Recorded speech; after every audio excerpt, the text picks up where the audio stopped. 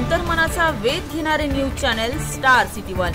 राज्यातील आणि देशातील राजकीय घडामोडी पाहण्यासाठी आणि इतरही बातम्या पाहण्यासाठी सबस्क्राइब करा स्टार सिटी वन। मुंबईमध्ये न्यू इंडिया बँक ज्या प्रकारे लुटली गेलेली आहे त्याच्यामध्ये सगळे भारतीय जनता पक्षाचे लोक आहेत। जनतेचा पैसा, सगळे बिल्डर, मेहता, जैद आणि एक कदम भाजपचा। आता कुठे गेले बुलूनचे पोपटलाल? आता कुठे गेले? एवढी मोठी बँक लुटली गेली शेकडो कोटींना। आता हा मुलुंडचा पोपटलाल कुठे लपलाय, कुठल्या बिळात लपलाय? आता का बोलत नाही तो? का भारतीय जनता पक्षाच्या लोकांनी बँक लुटली म्हणून बोलत नाही? गरिबांचा पैसा नाही तो, सामान्यांचा पैसा नाही, टॅक्सीवाल्यांचा पैसा आहे। जॉर्ज फर्नांडिस यांनी स्थापन केलेली बँक आहे।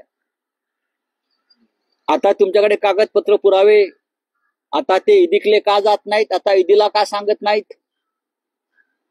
आता काय पत्रकार परिषदा घेत नाहीत? आता का बुच बसला तोंडाला त्यांच्या? का? भाजपचे आमदार त्याच्यामध्ये अडकलेत। भाजपच्या आमदारांच्या दबावाखाली कर्ज वाटप झालं।